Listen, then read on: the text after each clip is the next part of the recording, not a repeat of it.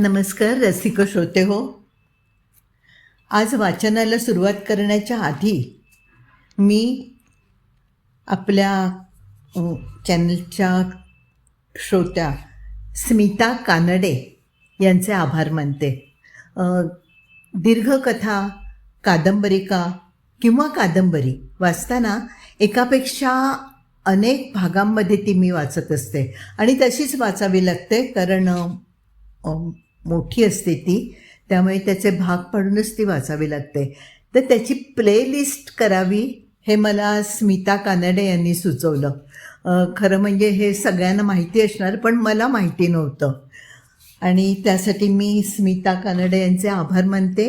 मी आता जेवढ्या काही माझ्या दीर्घकथा, कादंबरिका किंवा कादंबरी ज्या आहेत त्या सगळ्यांची मी प्लेलिस्ट तयार केली आहे. आता वाचकांना ती सलगपणे वाचता येईल आणि ह्याबद्दल स्मिता कानडे पुन्हा मी तुमचे आभार मानते. आणि श्रोते हो, तुम्हाला पण विनंती आहे की आपलं हे चॅनल अधिक चांगलं व्हावं, अधिक लोकांना आवडावं. ह्याच्यामध्ये जर काही बदल करायचे असतील, ह्याच्यामध्ये काही सुधारणा करायच्या असतील तर तुम्ही मला अवश्य सांगा, कारण मला खरोखर ह्याच्यामधलं काही ज्ञान नाही आहे. आणि मी इतक्या एका छोट्या गावात राहते की इथे मला कोणी शिकवेल, समजावून सांगेल असं पण कोणी नाही आहे. तर तुम्ही ज्या काही सूचना कराल त्या सूचनांचं खरोखरच स्वागत आहे. करत जा सूचना, चांगल्या ज्या सूचना असतील आणि माझ्या आवाक्यातल्या असतील त्या मी नक्कीच त्या ऐकेन आणि त्याप्रमाणे करेन. तर सर्व श्रोत्यांचे आभार आणि खास करून आज स्मिता कानडे यांचे आभार. आपण वाचतो आहोत नॉट विदाऊट माय डॉटर. ही आत्मकथा आहे, बेट्टी महमूदी यांनी लिहिलेली. ह्याचे सहलेखक आहेत विलियम हॉफर आणि ह्याचा मराठी अनुवाद केला आहे लीना सोहनी यांनी. नीलुफर गॅलरीतून पडते इथपर्यंत आपण काल ऐकलं. आता पुढे वाचूया नॉट विदाऊट माय डॉटर.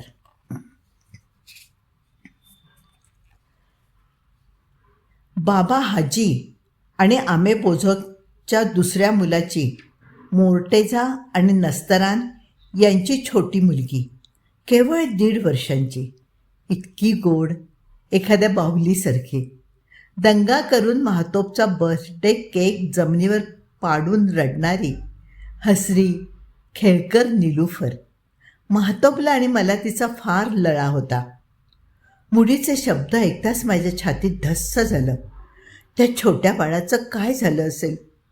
पण मग माझ्या डोक्यात संशयाचा भुंगा पिंगा घालू लागला. हे सगळं खरं असेल की मला आणि महातोबला कुठल्या तरी अज्ञात ठिकाणी नेऊन आमचा घात करण्याचा मुडीचा डाव तर नसेल? आत्ता तरी मुडीच्या पाठोपाठ तो नेईल तिथे जाण्याखेरीज काही गत्यंतरच नव्हतं. मला आता एलनचा संशय येऊ लागला. तिने मुडीजवळ माझी चहाडी तर केली नसेल? एम्बसीतून कोणी फोन तर केला नसेल? कुणी चौकशी करत असल्याचं पाहून मुडी आम्हाला एखाद्या गुप्त जागी घेऊन तर चालला नसेल? आम्ही 2 वेळा टॅक्सी बदलून चक्क स्विस एम्बसीच्या US इंटरेस्ट सेक्शन होता त्याच गल्लीत शिरलो आणि एम्बसी समोरच थांबलो. माझ्या काळजातली धडधड वाढली, पण समोरच हॉस्पिटल होतं. केवळ योगायोग. मुडीने आम्हाला पुढे घातलं आणि आम्ही घाईने हॉस्पिटलमध्ये गेलो. काउंटरपाशी मुडीची आणि तिथल्या लोकांची फारसीत पुष्कळ वादावादी झाली. मी घाईत चादर न घालताच आले होते व महातोबही, त्यामुळे आम्हाला कुणीही आत सोडायला तयार नव्हतं. बरं, आम्हाला बाहेरच बसवून आत जायचं तर तिकडून मुडीला आमची भीती वाटत होती. अखेर त्याची ती उलघाल बघून मला खात्री पटली की आत नीलुफर खरोखर जखमी अवस्थेत आहे आणि तिला भेटण्यासाठी त्याच्या जीवाची तगमग होते. शेवटी आम्हाला न हलता एका जागी बसून राहण्याची आज्ञा करून तो वॉर्डमध्ये पळाला. एम्बसीच्या समोरच्या इमारतीत बसायचं आणि एम्बसीत जाऊ शकत नाही. केवढं दुर्दैव. पण आत्ता कुठलाही धोका पत्करायची माझी तयारी नव्हती. तेवढा वेळही नव्हता. मुडी जसा गेला तसा परत आला. मोर्टेझा तिला घेऊन दुसऱ्या हॉस्पिटलमध्ये गेला आहे. नस्तरान घरी गेली आहे. चल, आपणही तिकडेच जाऊ. मोर्टेझाचं घर एम्बसीपासून अगदीच जवळ होतं. त्यामुळे आम्ही चालतच निघालो. एम्बसीच्या इमारतीवरून जाताना पोटात कालवाकालव होत होती. पण मी चेहरा कोरा, अगदी निर्विकार ठेवला होता आणि महातोबनेही घर आलं. बऱ्याच बायका जमलेल्या दिसत होत्या. तिसऱ्या मजल्याच्या बाल्कनीत नस्तरान अस्वस्थपणे येरझाऱ्या घालत नवऱ्याची वाट बघत होती.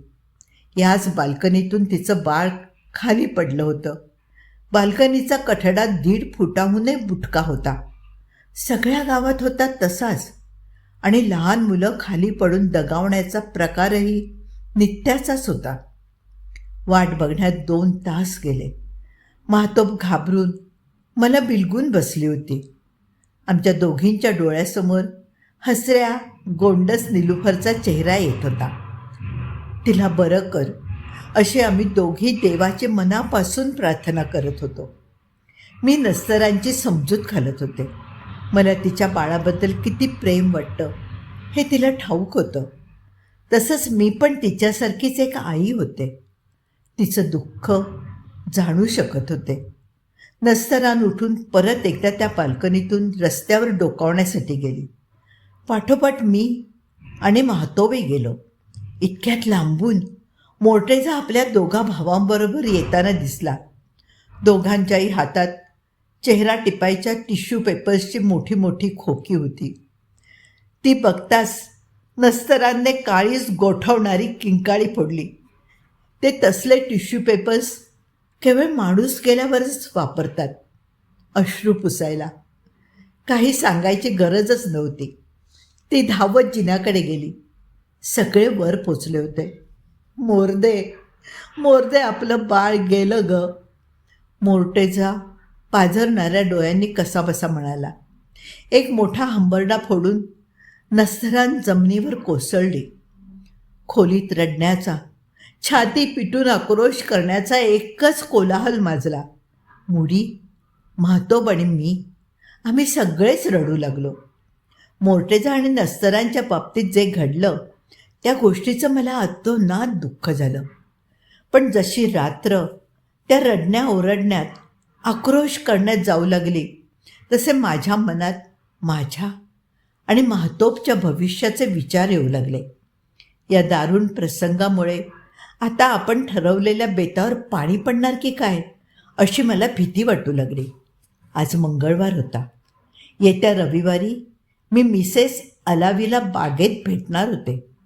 त्या दिवशी तरी निदान मी बागेत जाऊ शकेन की ह्या दुःखद प्रसंगामुळे माझं घराबाहेर पडणं अशक्य होऊन बसेल. काही झालं तरी मला निदान एम्बसीत हेलनशी फोनवर तरी बोलायलाच हवं. आणि एलनला त्या दिवशी असं चमत्कारिक वागायला काय झालं त्याचाही उलगडा व्हायलाच हवा होता. दुसऱ्या दिवशी सकाळी आम्ही सर्वांनी रिवाजानुसार काळे कपडे घातले. सर्व नातेवाईकांबरोबर आम्हालाही कब्रस्तानात जावं लागणार होतं. रात्रीपुरता निलुफरचा मृतदेह बर्फाच्या कपाटात ठेवला होता. दुसऱ्या दिवशी तिला रीतीनुसार तिच्या आईवडिलांकडून स्नान घातलं जाणार होतं. त्यावेळी मंत्रपठण होणार होतं. त्यानंतर पांढऱ्या कापडात गुंडाळून तिला दफनविधीसाठी नेण्यात येणार होतं. मम्मलच्या घरी आमच्या खोलीत आम्ही या प्रसंगासाठी तयार होत असताना मी मुडीला म्हटलं, तुम्ही सगळे तिकडे जा. मी घरी राहून सगळ्या लहान मुलांना सांभाळते. चालणार नाही, मुडी म्हणाला. तुला यावंच लागेल. हे सगळं महातोबच्या नजरेला कशाला पडायला हवंय? त्यापेक्षा मी सगळ्याच मुलांना घरी सांभाळलं तर जास्त बरं नाही आहे का? नाही. पण आम्ही मोर्टेझा आणि नस्तरांच्या घरी पोचलो तेव्हा जमलेल्या सगळ्यांजवळ परत मी हेच बोलून दाखवलं. सर्वांनाच ते पटलं. मुडीनेही मग जास्त विरोध केला नाही. अर्थात मुडीच्या परवानगीशिवाय घर सोडण्याची माझी हिंमत नव्हती. पण सगळे निघून गेले आणि घरात फक्त मी आणि छोटी मुलं एवढेच राहिलो. मी ताबडतोब हेलनला फोन केला. तू लगेच येऊन भेट, ती म्हणाली. मला तुझ्याशी काहीतरी महत्त्वाचं बोलायचं आहे. ते शक्य नाही, मी म्हणाले. मी आत्ता एम्बसीच्या अगदी जवळच्या घरातून बोलते, पण तरीही मला तिथे येणं शक्य नाही. मग मी विचार केला, मुलांना खेळण्याचा बहाणा करून बागेत घेऊन तर जाता येईल. मी हेलनला 3च्या सुमाराला एम्बसीच्या जवळच्या बागेत भेटायला बोलावलं. घरून फोनचा प्रयत्न करूनही मिस अलावीशी बोलायला जमलंच नाही. फोन लागला नाही, पण एलनशी मात्र मी फोनवर बोलले. आमच्या संभाषणानंतर मी फोन ठेवला तेव्हा माझ्या पोटात भयानक गोळा आला होता. मी आत्ता एलनच्या तोंडून जे ऐकलं ते विश्वास न बसण्या इतकं भयंकर होतं. मी मुडीला तुझ्याबद्दल सगळं काही सांगणार आहे, एलन फोनवर म्हणाली. तू इथून पळून जाण्याच्या विचारात आहेस हे मी त्याला सांगणार आहे. एलन असं करू नकोस ग, असं नको करूस, मी व्याकुळ होऊन म्हणाले. मी तुला विश्वासात घेऊन सगळं सांगितलं, कारण तू अमेरिकन आहेस. शिवाय तू माझं गुपित फोडणार नाहीस असं मला वचन दिलं होतंस. मी हार्मोजला तर सगळंच सांगितलं आहे, एलन म्हणाली. तिचा आवाज कापत होता. तो माझ्यावर अतोनात चिडलाय.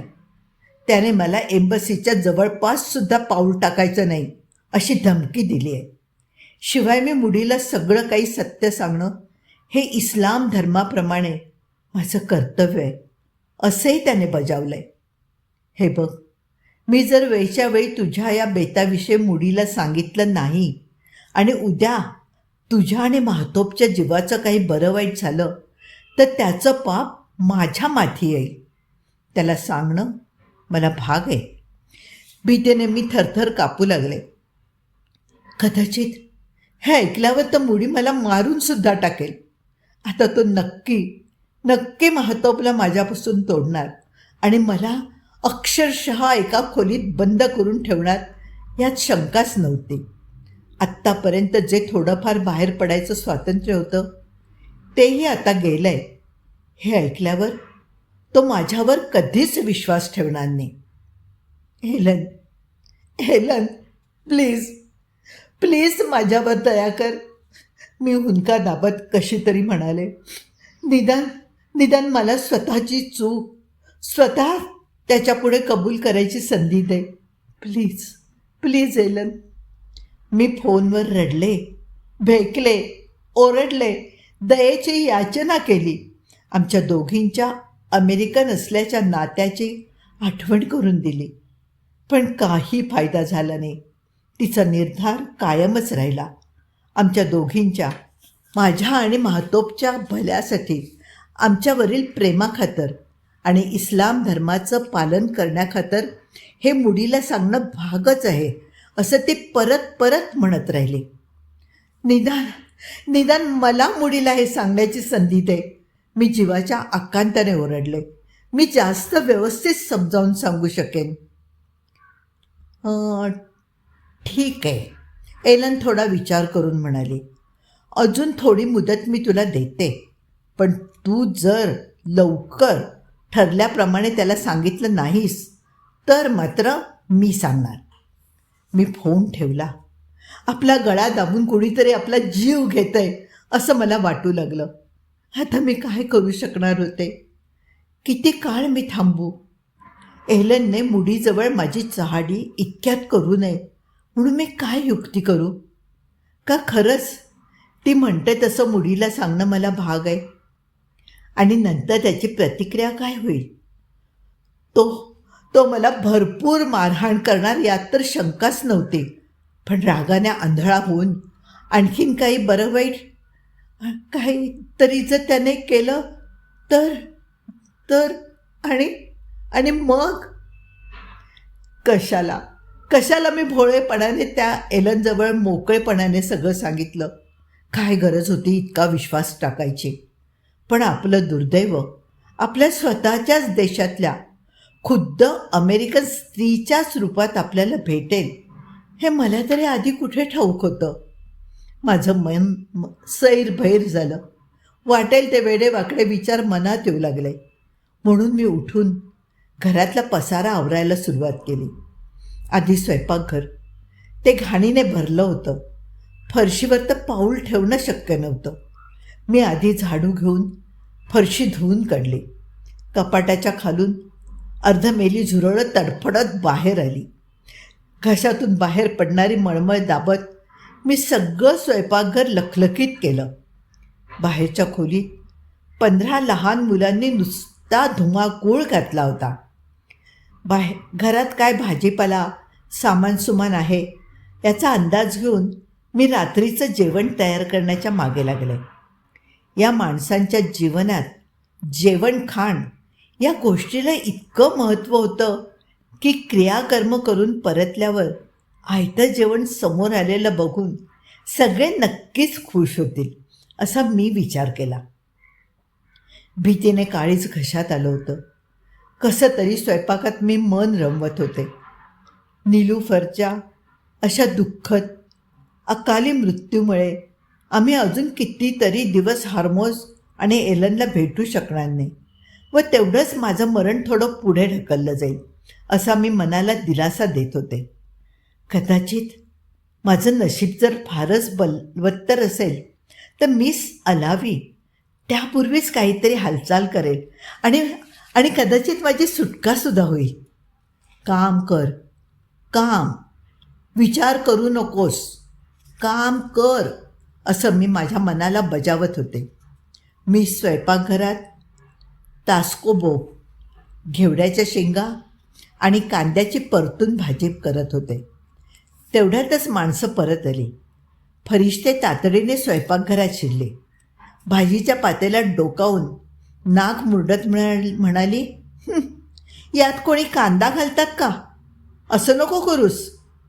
मी म्हटलं, असू दे, मला जमेल तसं मी करते. त्यावर ती म्हणाली, हे कुणी खाणार नाही. पण घडलं त्याच्या अगदी उलट. दमून आलेली माणसं पोटभर जेवली. स्वयंपाक आयता केलेला बघून सर्वांनी माझी तारीफच केली. मुडी पण त्यामुळे खुश झाला. आता नंतरचा आठवडा क्रियाकर्मात निरनिराळ्या धार्मिक विधीत नुसता गडबडीत जाणार होता. कुणीही न सांगता मी आपणहून मुलांना सांभाळणं आणि स्वयंपाकाची जबाबदारी माझ्या शिरावर घेतली. जोडीला घरकाम होतंच. त्या दिवशी दुपारी सगळे पोटभर जेवून आडवे झाल्यावर कलकलाट करणाऱ्या मुलांना बागेत खेळायला नेण्याचा मी विषय काढला. तेव्हा कुणी नाही म्हणायचा प्रश्नच नव्हता. पण माजिदला मुलांची भारी आवड. तोही निघाला आमच्याबरोबर. आता काय करायचं? बागेत हेलन आली आणि दुरूनच मी तिला मानेनेच नाही अशी खूण केली. थोडा वेळ वाट बघून ती निघून गेली. आठवडा असाच गेला. फोनच्या जवळसुद्धा जाता आलं नाही. घरात इतकी माणसं होती. अखेर मुडीने मला जेव्हा सांगितलं की आता येत्या शनिवारी दुखवटा संपणार तेव्हा महातोबला शाळेत जाऊ दे, तेव्हा माझा जीव भांड्यात पडला. कारण रविवारीच माझी आणि मिस अलावीची भेट ठरली होती. मुडीचा स्वभाव रागीट, त्यामुळे निलुफरच्या मृत्यूचं दुःख थोडेच दिवस टिकलं. परत त्याची चिडचिड सुरू झाली. अलीकडे परत त्यांच्या डोळ्यात ती तरेवेकपणाची झाक तरळत होती. मला त्याची फार भीती वाटे. कारण तो कुठल्या क्षणी कसा वागेल तेच समजायचं नाही. कधीतरी मला वाटायचं एलनने त्याला सगळं सांगितलं तर नसेल. मग शनिवारी आम्ही दोघी शाळेत जायची तयारी करायला लागलो. तसा तो विनाकारण आदळआपट करायला लागला. आज आम्हाला क्षणभरही नजरेआड करायला नको म्हणून तो शाळेत पोचवायला आला. टॅक्सीतसुद्धा त्याने मला आणि महातोबला जोरात ढकललं आणि मग आपण आत बसला. मी आणि माहतोब चोरट्या नजरेने घाबरून एकमेकींकडे बघायला लागलो. शाळेत पोचल्यावर तो मोठ्यांदा मला म्हणाला, आता पुरे झाले लाड, आता हिला इथेच सोडून तू घरी चल. माहतोबने माझ्या कमरेला घट्ट मिठी मारून भोकाड पसरलं. 5 वर्षांची मुलगी, आपल्या आईबापांच्या या वागण्याचा अर्थ तिला काय कळणार? माहतोब, तू शहाणी आहेस, समजूतदार आहेस, मी तिला चुचकारत म्हणाले. पण माझ्या आवाजातला कंप मला लपवता येईना. सगळं ठीक होईल, मी तुला दुपारी न्यायला येईन हं राजा. मग ती रडायची थांबली आणि माझ्याबरोबर वर्गापर्यंत आली. पण परत माझं बोट सोडून वर्गात शिरण्यापूर्वी मुसमुसायला लागली. मी परत जायची वेळ आल्यावर तर तिने आक्रोश सुरू केला. माहतोब, मी तिला समजावत म्हणाले, तू आज रडू नकोस, डॅडी भयंकर चिडलेले आहेत. ती काही केल्या ऐकायला तयार होईना. तो सगळा प्रकार बघून वर्गातल्या मुलींनी दंगा करायला सुरुवात केली. इतक्यात मुली तिथे आला. मुली झटपट बुरख्यांनी तोंड झाकत ओरडू लागल्या. मुलीचे डोळे आग ओकत होते. मुलीने माहतोबचं बखोटं पकडून तिला एक सणसणीत लाथ घातली. तिचा चेहरा हाताने पकडून त्याने तिच्या एक मुस्कडीत ठेवून दिली. नको, अरे नको, तिला मारू नको, मी किंचाळले. माहतोबने जोरात त्याला हिसडा दिला आणि ती पळत पुन्हा माझ्याजवळ आली. मला मिठी मारून रडू लागली. मुडी तिच्या मागे आला. मी दोघांच्या मध्ये येण्याचा प्रयत्न केला, पण मला दूर ढकलून त्याने माहतोबला गुरासारखं बदडायला सुरुवात केली. मी त्याला थांबवायला गेले. माहतोबला मी जवळ ओढू लागले तर त्याने तिला ढकलून भिंतीवर आपटलं. आता मात्र न राहून खानूम, शाहीन व इतर शिक्षिका मध्ये पडल्या. त्यांनी तिला पाठीशी घातलं. ते बघून मुडीने आपला मोहरा माझ्याकडे वळवला. त्याने मला डोक्यावर इतका जोरात फटका मारला की माझ्या डोळ्यापुढे अंधार येऊन मी खाली कोसळले. मी तुला ठार मारेन, तो इंग्रजीत किंचाळला. परत माझा मनगट पकडून फरफटत मुख्याध्यापिका खानूम शाहींच्या समोर घेऊन गेला आणि म्हणाला, मी हिला ठार मारेन.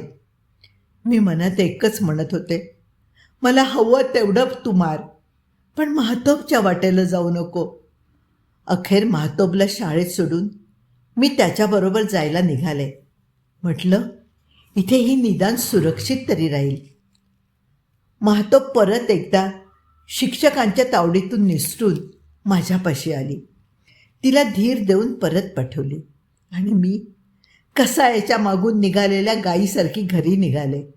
इथे भर शाळेत इतक्या बायकांच्या समोर मला मारताना याला भीती वाटली नाही.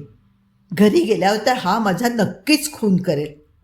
मुस्ताकीम, असं ओरडून त्याने टॅक्सी थांबवली. आम्ही टॅक्सीत बसलो. मागच्या बाजूला 4-5 इराणी लोक दाटीबाटीने बसले होते. त्यांची पर्वा न करता तो मला म्हणाला, आता तुझा खेळ खल्लास, मी काही आता तुला जिवंत ठेवत नाही. त्याची अशी बडबड बराच वेळ चालली होती. मी कितीतरी वेळ ऐकून घेतलं, पण संयम तरी किती काळ धरेल माणूस. अखेर मी उपहासाने म्हटलं, अच्छा, तू मला मारणार आहेस हं? कसा मारशील? मी एक मोठा सुरा घेऊन तुझे तुकडे तुकडे करून टाकेन. मी तुझं नाक आणि कान कापून तुझ्या आईबाबांना पाठवून देणार आहे. आता ते तुला कधीच बघू शकणार नाही. मी अमेरिकेचा झेंडा जाळून त्याची राख तुझ्या प्रेतासोबत त्यांना पाठवून देणार आहे. हे बोलणं ऐकून मात्र माझा धीर सुटला. मला तरी त्याला असं उपरोधाने बोलून चिडीला आणायची काय गरज होती? आता हा वेडाच्या भरात काय करेल? त्याच्या धमक्या खऱ्या खुऱ्या वाटत होत्या. तो तोंडाने जे काही बोलत होता ते खरं सुद्धा करून दाखवणं शक्य होतं. तो आणखीही कितीतरी भरकटत राहिला, पण आता मात्र मी उत्तर दिलं नाही. हा बडबडेल बडबडेल आणि थोड्या वेळाने थांबेल. कदाचित खरं काही करणारे नाही. टॅक्सी चालली होती, पण आमच्या घराच्या दिशेने नव्हे, मुडीच्या हॉस्पिटलकडे. मुडी आता गप्प झाला होता. नंतर काय करायचं याचा विचार चालू होता. टॅक्सी ट्रॅफिक जॅममध्ये थांबली. मुडी माझ्याकडे बघत जोरात खेकसला, उतर. मी उतरणार नाही, मी शांतपणे सांगितलं. उतर म्हणतो ना, असं म्हणत माझ्या बाजूचं दार उघडून त्याने मला जोरात रस्त्यावर ढकलून दिलं. मी अवाक झाले. मला काही कळायच्या आत त्याने दार लावून घेतलं आणि मला रस्त्यावर सोडून तो टॅक्सीने निघून गेला. मी क्षणभर रस्त्यावर उभी राहिले. मला खूप एकटं आणि असहाय्य वाटत होतं. मनात पहिला विचार आला, तो महातोपचा. तो आता परत तिच्या शाळेत जाईल, तिला मारहाण करेल. पण नाही, तो टॅक्सीत बसून हॉस्पिटलच्या दिशेने गेला होता. आता मुडी एकदम दुपारी महातोबला आणायला शाळेत जाईल. निदान तोपर्यंतचा वेळ माझ्या हातात होता. आधी एखादा फोन शोधून हेलनला एम्बसीत फोन करायला हवा. नाहीतर पोलिसांना फोन करावा का? माझी या क्षणी कोण मदत करेल? पण जवळ कुठेही फोन दिसेना. डोळ्यातून घळघळा अश्रू वाहत असताना मी वेड्यासारखी इकडे तिकडे बराच वेळ भरकटत राहिले. मग जरा नीट लक्ष दिल्यावर मला कळलं, मी एलन आणि हॉर्मोजच्या घराच्या जवळच येऊन पोचले होते. मी जोरात धावत सुटले. पायघोळ अंगरख्याने धड पळताही येत नव्हतं. एलन आणि हॉर्मोज दोघेही घरी असू देत अशी मी देवाची प्रार्थना केली. मला जर एम्बसीत संपर्क साधता येत नसेल तर निदान एलन आणि हॉर्मोजवर तरी विश्वास टाकायला हवा. कोणीतरी माझ्या बाजूचं हवं. मी एलनच्या घराजवळ पोचले तसं मला ते दुकान दिसलं. याच दुकानातून एलन फोन करत असे. जर मी इथून फोन करून एम्बसीतल्या लोकांशी बोलले तर? एलनच्या घरावरून पुढे जाऊन मी दुकानात शिरले. मी एलनची मैत्रीण असून मला फोन करायचा आहे असं त्या दुकानदाराला समजावून सांगितलं. तो हो म्हणाला. एम्बसीतून हेलनचा आवाज फोनवर ऐकताच माझा धीर सुटला. मला मदत कर, प्लीज प्लीज मला मदत कर, असं म्हणून मी हुंदके देऊन रडू लागले. जरा धीर धर, मला काय झालं ते नीट सांग पाहू, हेलन म्हणाली. मी जमेल तशी सगळी हकीकत सांगितली. हे बघ, तो काही तुला ठार वगैरे मारणार नाही, ती मला समजावत म्हणाली. याआधीही तो अशा तऱ्हेच्या धमक्या देतच होता ना. पण या वेळेला तो धमकी खरी करेल अशी चिन्ह आहेत. आजच प्लीज प्लीज तू मला भेटायला ये. तू एम्बसीत येऊ शकशील का, हेलनने विचारलं. मी मनात विचार केला. एवढी मोठी लांबची चक्कर घेऊन मला तिथे जाणं शक्य नव्हतं. दुपारच्या आत काही झालं तरी मला महातोपच्या शाळेत पोचायचंच होतं. तिच्या जीवाचा प्रश्न होता. मी येऊ शकत नाही, मी म्हणाले. एम्बसीत हेलनला प्रचंड काम होतं. माझ्यासारख्या दर्दभऱ्या कहाण्या घेऊन शेकडो लोक तिच्याकडे येत असतील. ती तरी असा एवढा वेळ कुठून काढणार होती. पण मी तशीच हट्टाने रडत ओरडत तिला येण्याची विनंती करत राहिले. ठीक आहे, कुठे? महातोपच्या शाळेत. ठीक आहे. तशीच डोळ्यातलं पाणी टिपीत मी ऑरेंज टॅक्सीच्या शोधात दुकानाबाहेर आले. इतक्यात हार्मोजने मला पाहिलं. तो जोरात हाका मारू लागला. बेटी, कुठे निघालीस?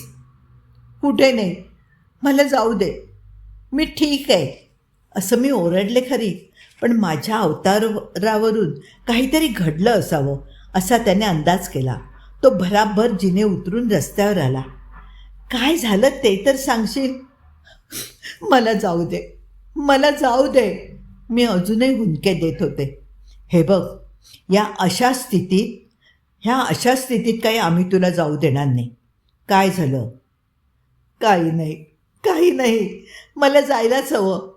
घरी चल, हॉर्मोज हळुवार आवाजात म्हणाला.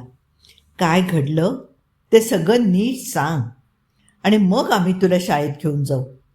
नाही नाही, मी एम्बसीच्या लोकांना फोन केला आहे आणि त्यांचे लोक मला शाळेपाशी येऊन भेटणार आहेत, मी म्हणाले. हे शब्द ऐकून हॉर्मोजला माझा राग आला. पण तू एम्बसीला फोन केलासच का? काय संबंध त्यांचा?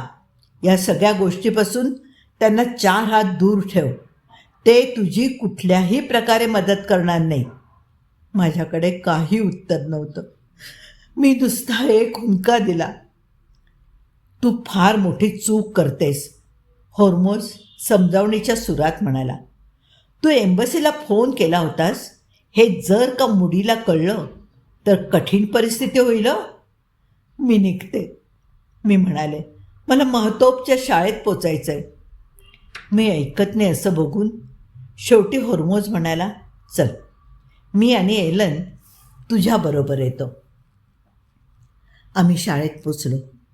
मुख्याध्यापिका खानूम शाहीन म्हणाली. महतोब तिच्या वर्गातच होती. रडणं थांबलं होतं, पण हुंदके चालू होते. आम्ही आता तिच्यासोबत जाऊ नये, नाहीतर परत ती रडायला लागेल, असं मुख्याध्यापिकेचं म्हणणं पडलं.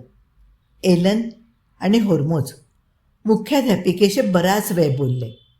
मी मुडीच्या विचित्र वागण्याबद्दल आणि आजच्या मारहाणीबद्दल जे जे सांगितलं त्यातलं अक्षरने अक्षर खरं होतं असा तिने त्यांना हवाला दिला. हॉर्मोजला ते सगळं ऐकून खूप वाईट वाटत होतं. त्याला मुडीचा हा तरेवाईकपणा, वेडेपणा ऐकून धक्का बसला आणि माझ्याबद्दल सहानुभूती वाटली. काय केलं म्हणजे हा सगळा वेडेपणा थांबेल याबद्दल तो विचार करू लागला. थोडा वेळ गेला आणि मिसेस अझर घाईघाईनं माझ्यापाशी आली. बाहेर बाहेर कुणीतरी तुला भेटायला आलं आहे. कोण? खानूम शाहीनने संशयाने विचारलं. हॉर्मोजने फारसीत तिला काहीतरी सांगितलं आणि तिचा चेहरा काळा ठिक्कर पडला. आपल्या शाळेत US एम्बसीचे अधिकारी आलेले तिला अजिबात आवडलं नव्हतं. तिच्या रागावलेल्या चेहऱ्याकडे दुर्लक्ष करून मी बाहेर आले. हेलन आणि तिचे बॉस मिस्टर व्हिनकॉप शाळेबाहेर थांबले होते. त्यांनी मला गाडीच्या मागच्या सीटवर बसायची खूण केली. गाडी साधीच होती. ती एम्बसीची आहे असं दर्शवणारी एकही खूण त्यावर नव्हती. मी त्यांना थोडक्यात आज शाळेत मुडीने केलेल्या प्रकाराबद्दल सांगितलं. आम्ही आता तुला पोलीस चौकीत घेऊन जातो, मिस्टर व्हिनकॉप म्हणाले. पोलीस? पोलीस हा शब्द ऐकल्यावर मला शहारे आले. मी पूर्वीही अनेकदा पोलिसांची मदत मागण्याचा मनात विचार केला होता, पण प्रत्येक वेळेला मी तो विचार बाजूला टाकला होता. अखेर पोलीसही इराणीच होते, इराणी कायदेच पाळणारे. इराणी कायद्याप्रमाणे मुडीला त्याच्या कुटुंबामध्ये सर्वाधिकार होते. थोडीफार मदत पोलिसांनी जरी केली असती तरी त्या सगळ्याचा शेवट कशात झाला असता त्याची मला भीती वाटत होती. पोलिसांनी आपला अधिकार वापरून माझी सुटका केली असती, मला अमेरिकेला पाठवून दिलं असतं. पण महतोबला मात्र जन्मभर इथेच आपल्या वेड्या बापाबरोबर राहावं लागलं असतं. पण आता मात्र परिस्थिती अशी आली होती की पोलिसांकडे जाण्यावाचून काही गत्यंतर उरलेलं नव्हतं. आज मुडीचा वेडेपणा भलत्याच थराला जाऊन पोहोचला होता. तो काय करेल आणि काय नाही याचा काहीही भरवसा उरला नव्हता. मला माझी आणि त्याहूनही जास्त महतोबची काळजी वाटत होती. ठीक आहे, मी म्हणाले, मी तयार आहे, पण आधी मला आज जाऊन महतोबला घेऊन येऊ दे. मी शाळेत गेले. हॉर्मोज आणि एलन अजूनही मुख्याध्यापिकेशी बोलत होते. मी महतोबला नेत आहे, मी इंग्रजीत मुख्याध्यापिकेला म्हणाले. मिसेस अझरने तिला माझं म्हणणं समजावून सांगितल्यानंतर तिचा चेहरा, आविर्भाव सगळं काही बदललं. इतके दिवस मुख्याध्यापिकेला माझ्याविषयी सहानुभूती वाटत होती. तिने तिच्या परीने शक्य तेवढी मदतही केली होती. आज सकाळीसुद्धा तिने उघड उघड माझ्या नवऱ्याविरुद्ध माझी बाजू घेतली होती. पण मी खुशाल US एम्बसीतल्या अधिकाऱ्यांना तिच्या शाळेत आणण्याची घोडचूक केली होती. माझ्या या गुन्ह्यात तिच्या लेखी क्षमाच नव्हती. त्यांच्या शाळेत अमेरिकाविरोधी धोरणाचा अवलंब केला जात असताना अमेरिकन अधिकाऱ्यांना आत आणणं म्हणजे शाळेशी प्रतारणा करण्यासारखं होतं. तिच्याशी वैयक्तिक प्रतारणा करण्यासारखं होतं. खानूम शाहीन म्हणाली, ते शक्य नाही. इथे इस्लामी नियमांचं पालन होतं. कायद्याने मुलगी आपल्या वडिलांच्या ताब्यात असते. या परिस्थितीत आम्ही मुलीला तुमच्या हवाली करू शकत नाही. पण तुम्ही केलंच पाहिजे. मी किंचाळले. नाहीतर तो तिला मारून टाकेल. खानूम शाहींचा स्वर अधिकच करारी बनला. नाही, ती ठामपणे म्हणाली. खरं तर तुम्ही एम्बसीच्या लोकांना शाळेत बोलावणं गैर आहे. ठीक आहे, मी म्हणाले. माझ्याबरोबर तुम्ही स्वतः नाहीतर शाळेतलं कोणीतरी पोलिसात याल का? नाही, खानूम शाहीन म्हणाली. आम्हाला यातलं काही एक ठाऊक नाही. शेजारी दुसरी एक ऑफिसातील कर्मचारी स्त्री उभी होती, मातावी. ती माझ्याकडे इतरांबरोबर इंग्रजी शिकत असे. तिच्याकडे वळून मी म्हणाले, त्याने तशी धमकी दिली तुम्ही ऐकली आहे हो ना? हो की नाही? ऐकली आहे ना? ती म्हणाली, हो ऐकली आहे. मग तुम्ही येणार का पोलिसात तशी साक्ष द्यायला? मी विचारलं. मातावीने अस्वस्थ होऊन खानूम शाहींकडे पाहिलं. त्यांची नजरानजर झाल्यावर ती म्हणाली, नाही. मग पुढे म्हणाली, शाळेचे तास चालू असताना काही मी तुमच्याबरोबर येऊ शकत नाही. पण शाळा संपल्यावर मी जरूर पोलिसात यायला तयार आहे. हे तिच्या तोंडचे शब्द ऐकून खानूम शाहीन संतापली. माझी आणि माझ्या मुलीची अशी पिळवणूक करणाऱ्या असल्या कायद्याचा मला उबग आला. माझ्या स्वतःच्या असहाय्यतेची चीड आली. मी बाहेर परत गेले. माझी मुलगी ते माझ्या ताब्यात देत नाही म्हणाले आणि ते पोलिसांकडे यायला तयार नाहीत. मी हेलनला म्हणाले, मग आता तू काय करणार? हेलनने विचारलं. कोण जाणे, मी म्हणाले. पोलीस आणि इस्लामचा कायदा हे दोन शब्द माझ्या मनात घुमत होते. या इस्लामच्या कायद्याचा इतका मोठा पगडा खानूम शाहींसारख्या सज्जन स्त्रीवर असेल तर मग पोलिसांकडून मी सहानुभूतीची काय अपेक्षा करावी? त्यात ते नक्की पुरुष असणार. पोलिसात एकदा गेलं की महातोपचेने आपली कायमची ताटातूट होणार हे नक्की ठरलेलं. आणि ही गोष्ट मी माझा प्राण गेला तरी होऊ देणार नव्हते. मग आता मुडी परत असं वेड्यासारखं वागणार नाही अशी देवाची प्रार्थना करत सतत भीतीच्या छायेत जगायचं. दुसरा तरी काय उपाय होता? काही नव्हता. मग मी हेलनला मिस अलावीबद्दल सगळं सांगितलं. तिचा भाऊ मला पाकिस्तानच्या सरहद्दीवर पळून जायला मदत करणार आहे हेही सांगितलं. अगदी थोड्या दिवसांचा प्रश्न आहे. हातातोंडाशी आलाय. मला निदान या संधीची वाट बघून त्यातून काही होतंय का ते तरी पाहायला हवं. कदाचित पळून जाता येईल. मी म्हणाले, वेडी आहेस का? मुलीला राहू दे इथेच तिच्या वडिलांजवळ आणि तू पोलिसांकडे जा. तुला राजमार्गाने उजळ माथ्याने तुझ्या देशात परत जाता येईल. हेलन म्हणाली. कधीच नाही, कधीही नाही, मी जोरात म्हणाले. मला हेलनच्या त्या बोलण्याचं परत नवल वाटलं. खरं तर ती इतकी सज्जन, दयाळू, प्रेमळ होती. तिने असं बोलावं? पण अखेर तिच्यातही थोडंफार इराणी रक्त होतंच. संस्कारसुद्धा तेच होते. मुलं ही वडिलांची खाजगी मालमत्ता आहे हे तिला मान्य होतं. माझ्या आईचं काळीज तिला कसं कळणार? तुम्ही पोलिसात जाणार नाही? मिस्टर व्हिनकॉप म्हणाले. नाही, कारण त्यानंतर मला माहतोब कधीही दिसणार नाही, मी म्हणाले. त्यांनी एक मोठा सुस्कारा टाकला. हां, ठीक आहे, ते म्हणाले. आता या पलीकडे आम्ही तुमच्याकरता काहीही करू शकत नाही.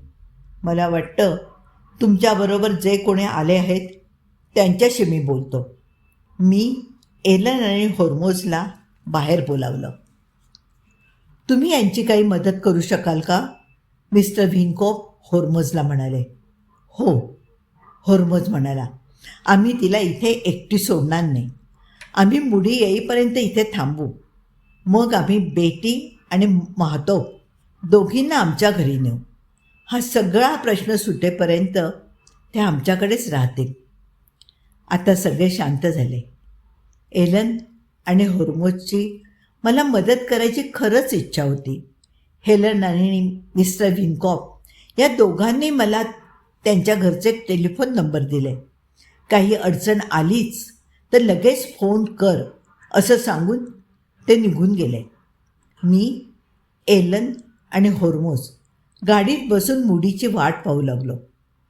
थोड्या वेळाने होर्मोज म्हणाला, बेटी, खरं तर या सगळ्या एम्बसी प्रकरणाची मुडीला माहिती देणं हा आमचा धर्म आहे, आमचं कर्तव्य आहे.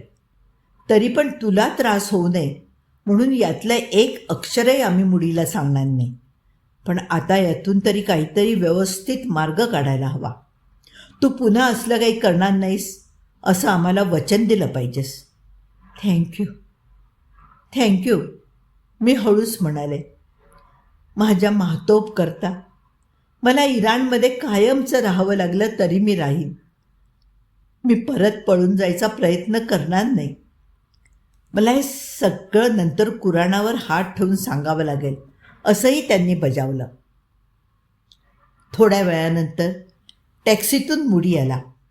मी, होर्मोज आणि एलनबरोबर गाडीत बसल्याचं त्याने लगेचच पाहिलं आणि तो जवळजवळ आला तोच धुमसत.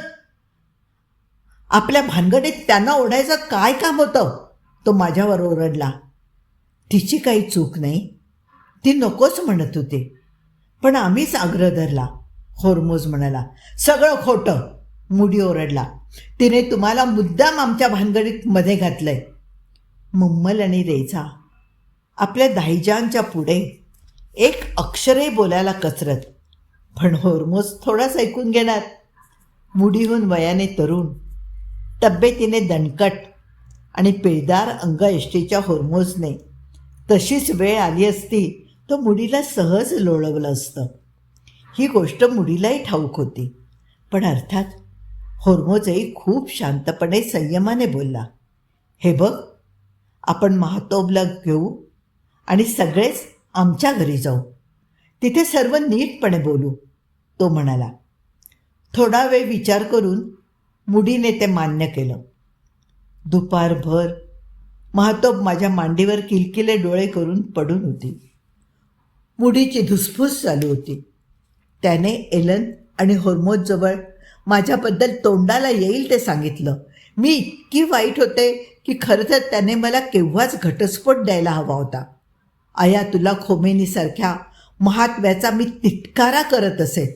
मी खरं तर CIA एजंट होते. त्याचं हे सगळं बरडणं माझ्या मनाचा समतोल ढळल्याचंच लक्षण होतं. आता मुडीची खोड जिरवण्याची छान संधी चालून आली होती. मी लगेच म्हणाले, याला इराणमध्ये का राहायचं आहे आणि अमेरिकेला परत का जायचं नाही आहे? त्याचं कारण हा अगदी वाईट डॉक्टर आहे. मी मुद्दाम त्याला चिडवायचंच ठरवलं होतं. खरं तर माणूस म्हणून जाऊ दे, पण एक डॉक्टर म्हणून त्याच्याबद्दल काहीही शंका घ्यायला जागाच नव्हती. तरी पण मी म्हणाले, हा इतका बुद्धू आहे की तिकडे त्यांनी हॉस्पिटलच्या नोकरीवरून याला लाथ मारून हाकलून दिलं आहे. याच्यावर कोर्टात लोकांनी एकामागोमाग एक कितीतरी केसेस केले आहेत गैरवर्तणुकीबद्दल. आमची अशी शाब्दिक हाणामारी आणखीन कितीतरी वेळ चालू राहिली. मग होर्मोज आणि मुडी उठून कोपऱ्यावर सिगारेट आणायला गेले. ही संधी साधून एलनने माझी समजूत काढली. तू त्याला असं वेडंवाकडं बोलू नकोस. त्याला बोलू दे ना काय हवं ते, पण तू उत्तर देऊ नकोस. अगं, पण तो माझ्याविषयी काय वाटेल ते खोटं नाटं बरळच सुटलाय, काही वाटेल तो बोलतोय, मी तिरीक येऊन म्हणाले. हो ग, पण या इराणी पुरुषांना बाईने उलट उत्तर दिलेलं अजिबात सहन होत नाही. एलनने मला सावधगिरीची सूचना दिली. ते दोघे परत आल्यावर परत भांडण सुरू झालं. आता मात्र मनातून कितीही संताप झाला तरी एलनचं ऐकून मूग गिळून गप्प बसायचं असं मी ठरवलं होतं. तो शब्दांनी शारीरिक मारहाण तर नाही करू शकत, आणि एलन आणि हॉर्मोजने मला त्यांच्या घरात ठेवून घ्यायचं कबूल केलं होतं. त्यामुळे मुडीच्या बोलण्याकडे दुर्लक्ष करून मी निमूटपणे बसून राहिले. त्याचा परिणाम हळूहळू दिसू लागला. मुडी शांत झाला. हॉर्मोजने परत मध्यस्थी करून आमचा सलोखा घडवून आणण्याचा प्रयत्न चालू केला. आंतरजातीय विवाहसुद्धा काही अडचणी न येता यशस्वी होऊ शकतात हे त्याने स्वतःच्या आणि एलनच्या उदाहरणावरून आम्हाला पटवून दिलं. अखेर मुडी म्हणाला, ठीक आहे, आम्ही आता निघतो. नाही, हॉर्मोज म्हणाला, तुमच्यातला तणाव संपेपर्यंत तुम्ही इथून जाऊ नका. नाही, मुडी म्हणाला, आम्ही घरी जातोय. ठीक आहे, हॉर्मोज म्हणाला. माझ्या कानांवर विश्वास बसेना. पण खरं तर तुम्ही राहिला असता ना तर बरं झालं असतं. मला याच्याबरोबर पाठवू नका, मी म्हणाले. बोलता बोलता मला रडू कोसळलं. तुम्ही मला वचन दिलं होतं ना. एम्बसीच्या लोकांना हे शब्द नशीब मी बोलले नाही. जीभ चावली. आता मला तिकडे पाठवू नका ना पाठवू. मुडीकडे रोखून बघत हॉर्मोज म्हणाला, हे बघ, तो तुला काही करणार नाही. त्याच्या नुसतं तोंडातच बळ आहे. आणि त्याने हसून वातावरणामध्ये बदल करायचा प्रयत्न केला. आपण जायचं आहे, मुडी निग्रहाने म्हणाला. ठीक आहे, हॉर्मोज म्हणाला. महातोब घाबरून मला बिलगली. ज्या माणसाने काही तासांपूर्वी आमचा खून करण्याची धमकी दिली होती त्याच्या मागे आम्ही निघालो. जाण्यापूर्वी मी एलनला कडेला घेऊन म्हटलं, एलन, आमची अधूनमधून चौकशी करत जा. आमचं नक्की काहीतरी बरं वाईट होणार अशी मला भीती वाटते ग. आम्ही ऑरेंज टॅक्सीतून फ्रूट ज्यूसच्या दुकानापाशी उतरलो. दुकानात लाल चुटूक स्ट्रॉबेरी टांगलेल्या बघितल्यावर सगळं विसरून महातोब म्हणाली, डॅडी, त्या बघ स्ट्रॉबेरी, मला घ्या ना. घ्याल मला? मुडी परत खवळला. काही गरज नाही आहे, फार महाग असतात त्या. महातोब रडू लागली. त्याने आम्हाला दोघींना फरफटत घरी नेलं.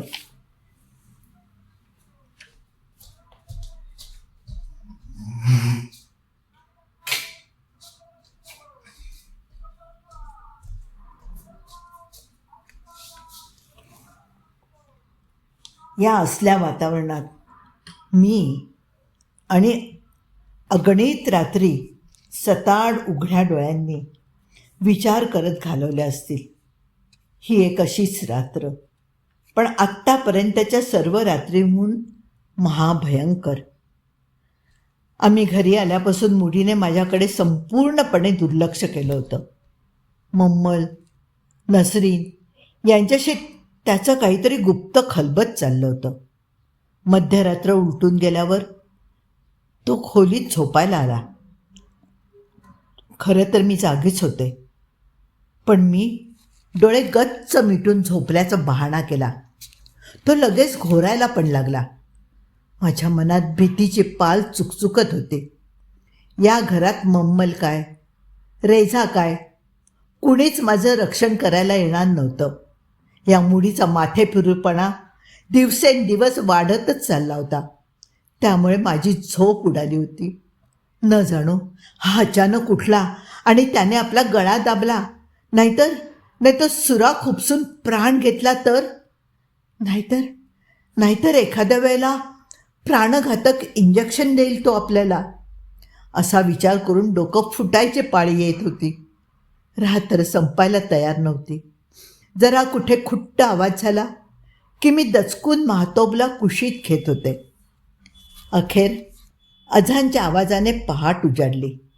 मम्मल आणि नसरीनबरोबर प्रार्थना करायला मुडी निघून गेला. महातोबने झोपेत एकदा चळवळ केली. मी तिला शाळेसाठी उठवलं तर रडतच उठली.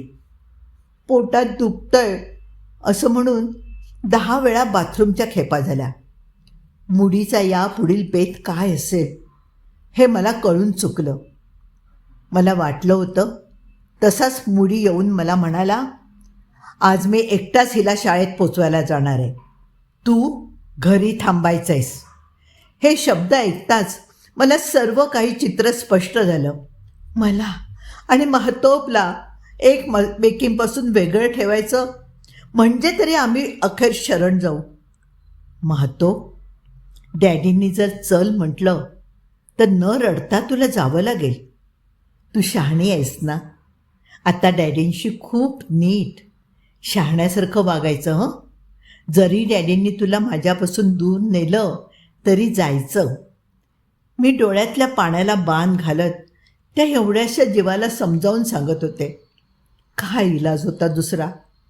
महतोब बाळा, एक गोष्ट विसरू नकोस. आपण एम्बसीत गेलो होतो. आपण पळून जायच्या प्रयत्नात होतो हे चुकून सुद्धा कुणाजवळही बोलायचं नाही. कुणी तुला मारलं, रागावलं तरी पण तोंडातून त्याबद्दल एक अक्षरही बोलायचं नाही. कारण हे जर आपण कुणाला सांगितलं ना तर मग आपल्याला परत कधीच अमेरिकेत जायला मिळणार नाही. हे आपलं दोघींचंच गुपित, समजलं ना. पण मम्मी, ते मला तुझ्यापासून खरंच दूर नेतील काय ग? नाही ना नेणार. मम्मा नाही ना नेणार. ते केविलवाणे शब्द ऐकवत नव्हते. नेणार नाहीत असं मला वाटतंय. पण जरी समजा नेलं ना तरी एक लक्षात ठेव, आपण कधी एकटं नसतो. देव सतत आपल्या पाठीशी असतो. कधी एकटं वाटलं, खूप भीती वाटली की देवाची डोळे मिटून प्रार्थना करायची, राजा मी तुला घेतल्याशिवाय अमेरिकेत कधी जाणार नाही. आणि कधीतरी आपण दोघी इथून नक्की जाऊ. ही सगळी समजूत काढून नंतर शाळेसाठी तिला तयार करण्यात बराच उशीर झाला. मुडी केव्हाचा तयार होऊन थांबला होता. तो वैतागला, कारण पुढे त्याला हॉस्पिटलमध्ये वेळेवर पोचायचं होतं. त्याला खार खायला, चिडायला, संतापायला काहीतरी निमित्तच हवं होतं. महातोबने ते आयतच पुरवलं. तयार होऊन दारातून बाहेर पडायच्या क्षणभर आधी परत तिच्या पोटातून कळ आली आणि ती बाथरूमकडे धावली. झालं, मुडीच्या संतापाचा उद्रेक झाला. त्याने तिला मध्येच अडवलं आणि खेचत दाराबाहेर नेलं. तिला बरं नाही आहे मुडी. मी रडले, भेकले, ओरडले. नको पाठवू ना तिला आज शाळेत. पाठवणार, तो म्हणाला. मग निदान मला तरी येऊ दे ना बरोबर. नाही असं म्हणून तिला फरफटत घेऊन तो निघूनही गेला. महातोबचं रडणं कितीतरी लांबून ऐकू येत राहिलं. माझी तडफड होत राहिली. एक जोरात किंकाळी ऐकू आली आणि मी पुढचा मागचा सगळा विचार सोडून पळत त्या दोघांच्या मागे धावले.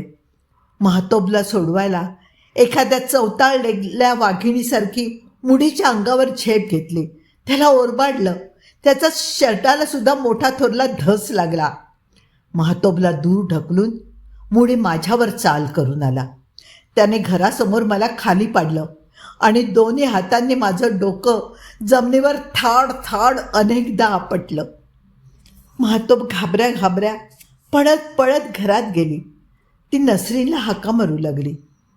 मुडी त्या दिशेने बघू लागताच मी संधी साधून नखांनी त्याचा सबंध चेहरा ओरबाडून काढला. मी बराच प्रतिकार करत राहिले, पण अखेर त्याने मारलेल्या फटक्याने डोक्यात झिणझिण्या आल्या. इकडे महातोप करुणपणे नसरीनच्या विनवण्या करत होती. माझ्या मम्मीला वाचवा, माझ्या मम्मीला वाचवा.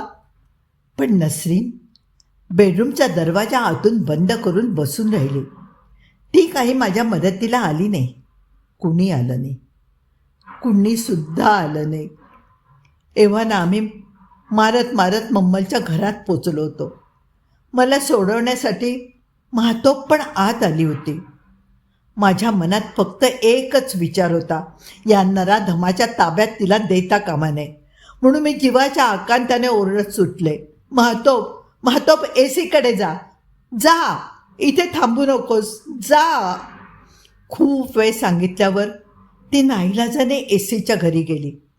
आता आमचं अक्षरशः युद्ध सुरू झालं. आपल्या आयुष्याची अखेर जवळ आली आहे असं माझ्या मनाने घेतलं. मी प्राणपणाने प्रतिकार करत राहिले. मुडीने माझ्या दंडाचा रक्त येईपर्यंत चावा घेतला. मी कळवळले, पण त्या क्षणी त्याला एक लाथ मारली. तो वेदनेने नव्हे, अपमानाने बेभान झाला. त्याने मला दोन्ही हातांनी जमिनीवर आदळलं.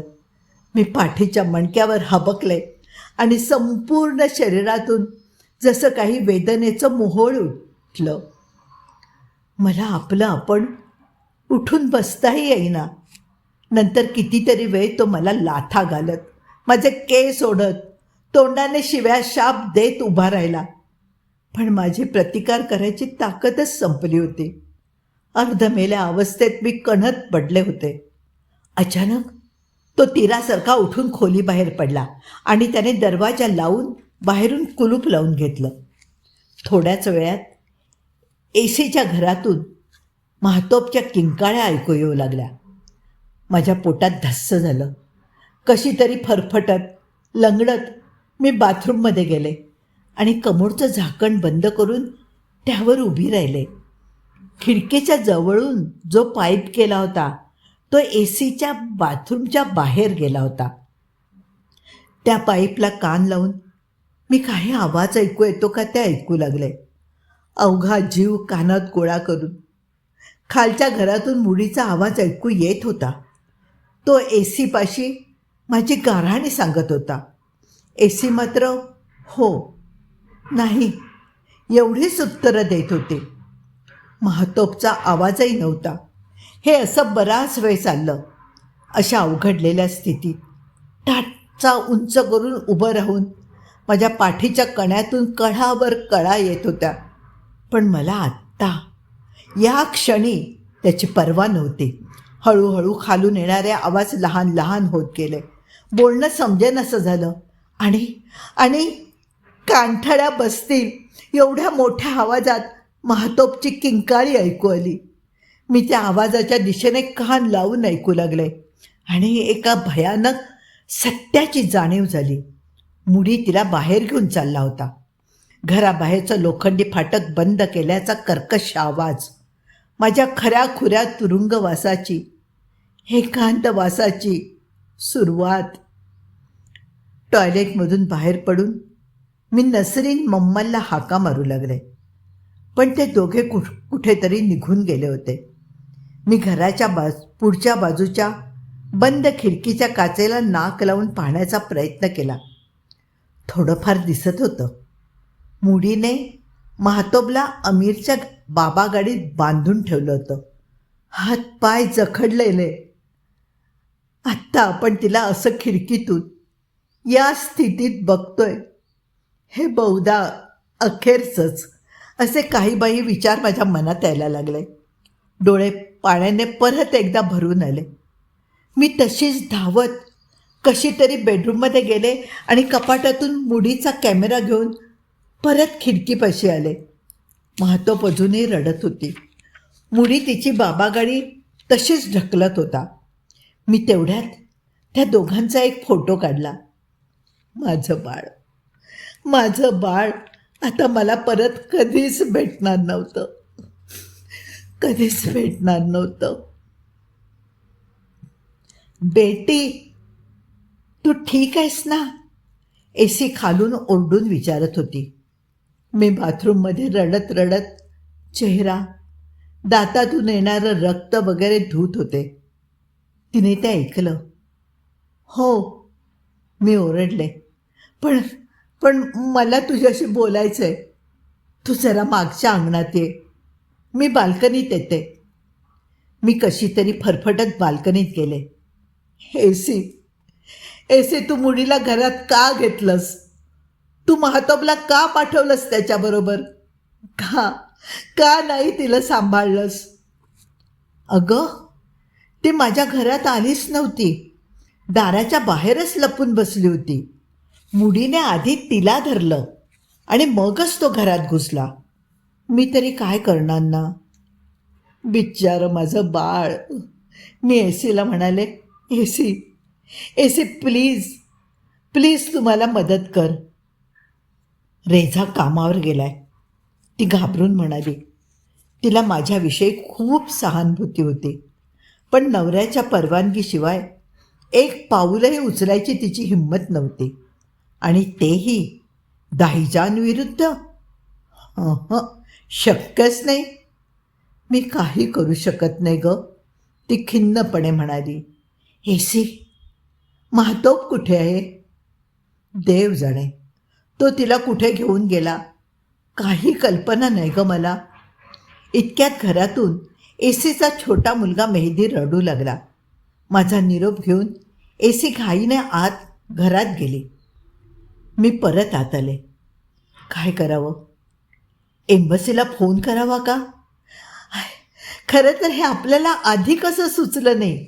हेलन आणि मिस्टर व्हिनकॉक एम्बसीत नसते तर घरी तरी असतील. त्यांचे फोन नंबर माझ्याकडे होते. मी धावत स्वयंपाकघरात गेले. पण नेहमीच्या जागी फोन नव्हता. म्हणजे मुडीचा हा बेत सकाळपासून ठरलेला होता. मम्मल आणि नसरींचा घरात पत्ता नाही, फोन नेहमीच्या जागी नाही.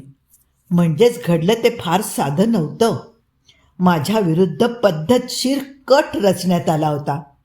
मला डोकं शांत ठेवून याचा फार धीराने मुकाबला करायला हवा होता.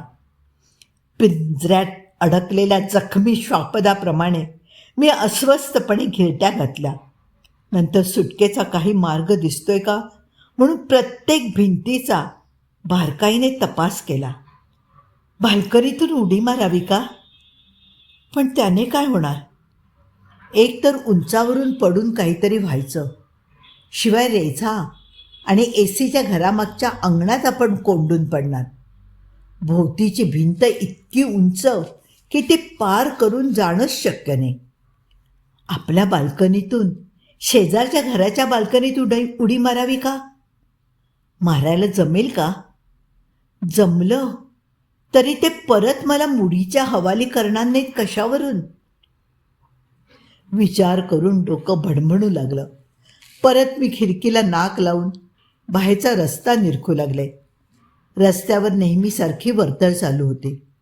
माझ्यावरच्या संकटाचं कुणाला सोयरसुद्धा कसणार. खिडकीला मोठे मोठे जाड जाड गज बाहेरच्या बाजूने होते. आतल्या बाजूने काच होती. ही काच काढावी का? निदान बारमधून डोकं बाहेर काढून बघता तरी येईल. मी शोधाशोध करून एक स्क्रूड्रायव्हर पैदा केला आणि खिडकीची एक काच काढण्यात यश मिळवलं. बारमधून डोकं बाहेर काढून मी वाकून बघू लागले, पण कुणाचंच माझ्याकडे लक्ष नव्हतं. बाहेरची वर्दळ चालू होती. मला कुणी मदत करणार नव्हतं. या नवरा बायकोच्या भांडणात कुणी पडणार नव्हतं. थोड्याच वेळात हे मला कळून चुकलं. मी काच परत होती तशी लावून टाकली. उगीच परत आल्यावर मुडीचा रोष नको ओढवायला. मी परत हॉलमध्ये येरझाऱ्या घालू लागले. माझ्या एक गोष्ट लक्षात आली की घराच्या प्रत्येक खोलीला कडी कुलूप घालायची सोय होती. मुडी मला मनात आणलं तर एकाच खोलीत कोंडून ठेवू शकला असता. परत एकदा मी स्वयंपाकघरात शोधाशोध करून एक सुरी आणली.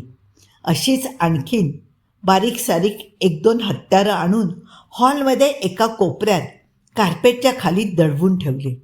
न जाणो मुडीने या हॉलमध्ये आपल्याला अडकवून ठेवलंच तर काहीतरी हातात असावं. काही नाही तर निदान दरवाजाच्या बिजागरांची खीळ तरी उचकता यायला हवी.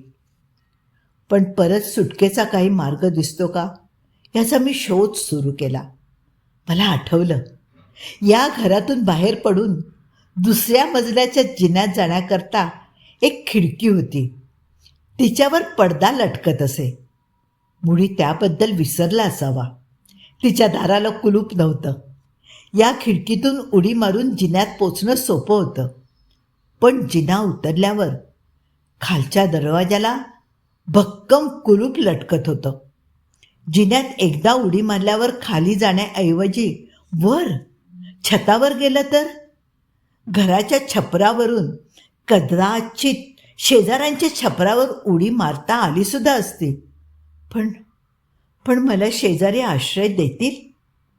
नवऱ्याच्या मनाविरुद्ध पळून आलेल्या एका अमेरिकन स्त्रीला, आणि समजा माझी सुटका झाली तरी पण महतोबचं काय? तिच्या विना मी जगू कशी? मी क्षणाक्षणाला मृत्यूच्या सापळ्यात अधिकाधिक गुंतत चालले होते. मला अचानक माझ्या गुप्त टेलिफोन डिरेक्टरीची आठवण आली. त्यात बरेच टेलिफोन नंबर, पत्ते लिहिलेले होते. मला मदत करू इच्छिणाऱ्या व्यक्तीचे. अर्थात ते सांकेतिक भाषेत होते.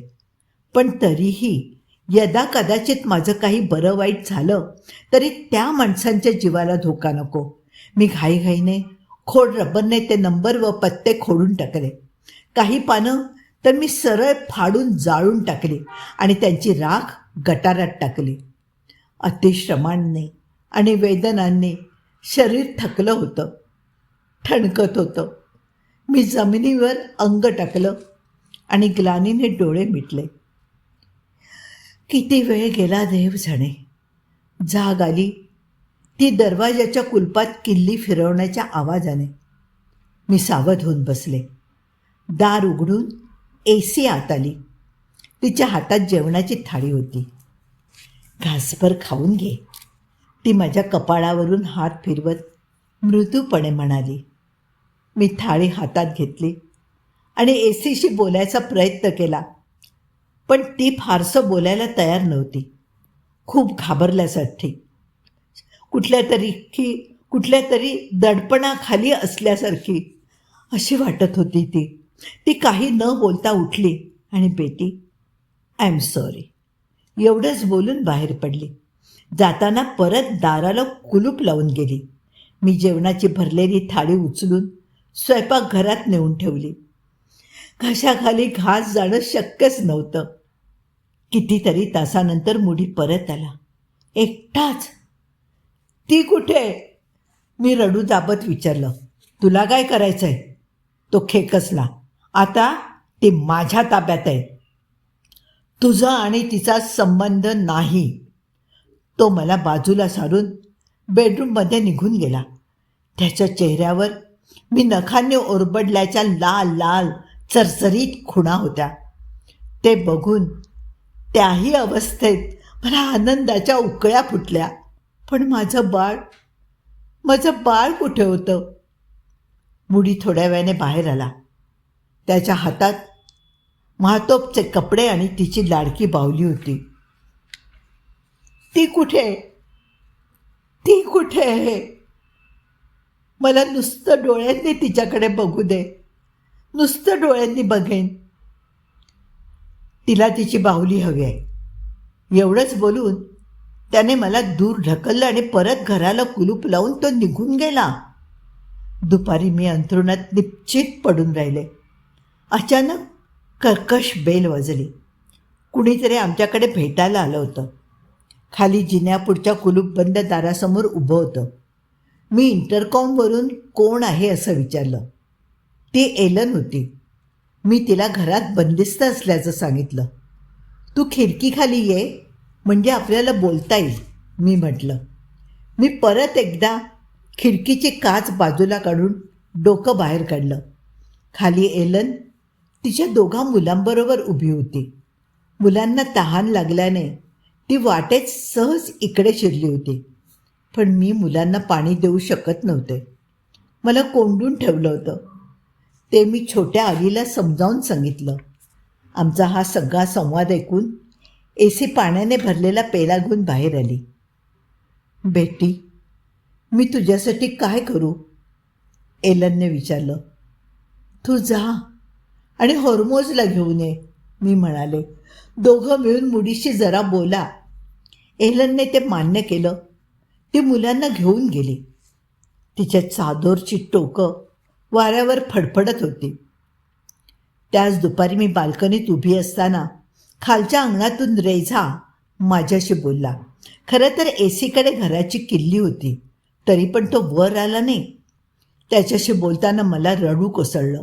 रेझा, या कुटुंबातल्या इतर कुणाहीपेक्षा तू माझ्याशी चांगला वागतोस. थँक्यू, तो म्हणाला. पण तू ठीक आहेस ना? रेझा, रेझा, प्लीज प्लीज माझी इथून सुटका कर. तू तरी मुडीला काहीतरी समजावून सांग. तर नक्की ऐकेल तुझं, नक्की ऐकेल. माझे महातोप मला परत कधी दिसणार नाही काय रे? हे बघ, शांत हो. तो काही महातोबला तुझ्यापासून कायमचं दूर ठेवणार नाही. त्याचं तुम्हा दोघींवर प्रेम आहे.